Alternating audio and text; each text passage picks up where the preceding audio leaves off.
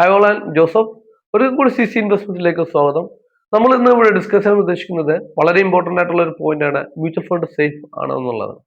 പല ഇൻവെസ്റ്റേഴ്സിനും ഉള്ള ആ ഒരു ഡൗട്ട്സ് ആണ് മ്യൂച്വൽ ഫണ്ട് സേഫ് ആണോ എന്നുള്ളത്. പൊതുവെ പറയുവാണെങ്കിൽ മ്യൂച്വൽ ഫണ്ട് 100% സേഫ് അല്ല. എന്നാൽ controlled risk plus good returns ആണ് ഇതിന്റെ ഏറ്റവും വലിയൊരു പ്രത്യേകത. ഇതൊക്കെ കാരണങ്ങളാണ് നമുക്ക് ഇതിന് സേഫ് ആണോ എന്ന് കൺസിഡർ ചെയ്യാൻ നമ്മൾ കുറച്ച് പോയിന്റ്സ് ആണ് നമ്മൾ പറയുന്നത്. ആദ്യമായിട്ട് മാർക്കറ്റ് കണ്ടീഷൻസ്. മാർക്കറ്റ് റിസ്കിന്റെ ഇത് പോയിന്റ് പറയുവാണെങ്കിൽ സ്റ്റോക്ക് മാർക്കറ്റ് ഡൗൺ ആവുന്ന സമയത്ത് മ്യൂച്വൽ ഫണ്ടിന്റെ NAV കുറയുകയും മാർക്കറ്റ് അപ്പ് ആവുന്ന സമയത്ത് NAV കൂടുന്ന ഒരു പ്രവണതയാണ് നമുക്ക് കാണാൻ സാധിക്കുന്നത്. അപ്പോൾ ഇക്വിറ്റി ഫണ്ടുകളിൽ മാർക്കറ്റിന്റെ റിസ്ക് കൂടുതലാണെന്ന് തന്നെ പറയാം. രണ്ടാമത്തത് ക്രെഡിറ്റ് റിസ്ക് ആണ്. നമുക്കറിയാം മാർക്കറ്റ് ലോൺ എടുക്കുന്ന കമ്പനികൾ ലോൺ തിരിച്ചടക്കാതെ വരുവാണെങ്കിൽ ഡെപ്റ്റ് ഫണ്ടുകളിൽ നഷ്ടം വരാനുള്ള സാധ്യത കൂടുതലാണ്. ഇത് ഡെപ്റ്റ് ഫണ്ടുകളാണ് ബാധിക്കുന്നത്. മൂന്നാമത്തത് ഇൻട്രസ്റ്റ് റേറ്റ് ഉള്ള ഇതാണ്. ഇൻട്രസ്റ്റ് റേറ്റ് കൂടുതലായിരിക്കുന്ന സമയത്ത് ഡെപ്റ്റ് ഫണ്ടിലെ വാല്യൂ കുറയുകയും ഇൻട്രസ്റ്റ് റേറ്റ് കുറഞ്ഞ സമയത്ത് ഡെപ്റ്റ് ഫണ്ടുകളിലെ വാല്യൂ കൂടുകയും ചെയ്യുന്നു. അപ്പോൾ ഇവിടെ മ്യൂച്വൽ ഫണ്ട് സേഫ് ആണോ എന്നുള്ളത് പല അവർക്കും ഡൗട്ട് വരാവുന്ന കാര്യമാണ്.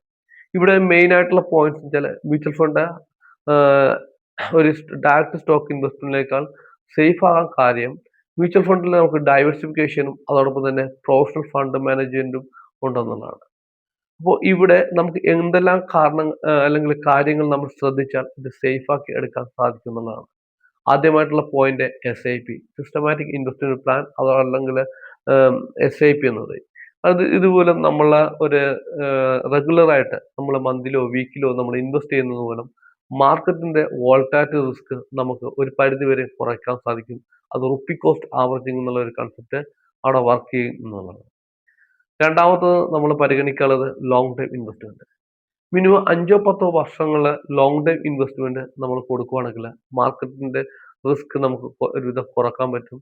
ലോങ് ടൈം ഇൻവെസ്റ്റ്മെന്റ് പ്രൊഡക്റ്റ് ആണ് മ്യൂച്വൽ ഫണ്ട് എന്നുള്ളത് മനസ്സിലാക്കുക. മൂന്നാമത്തത് നമ്മളുടെ ഗോളും അതുപോലെ റിസ്ക് കപ്പാസിറ്റി. പല ഇൻവെസ്റ്റേഴ്സിനും റിട്ടേൺസ് കിട്ടും എന്നുള്ള ഇതില് പല ഫണ്ടുകളിലും അല്ലെങ്കിൽ ഗൂഗിൾ സെർച്ച് ചെയ്ത് നല്ല ഫണ്ടാണെന്ന് നോക്കി ഇൻവെസ്റ്റ് ചെയ്യുന്ന ഒരു പ്രവണത ഉണ്ട്.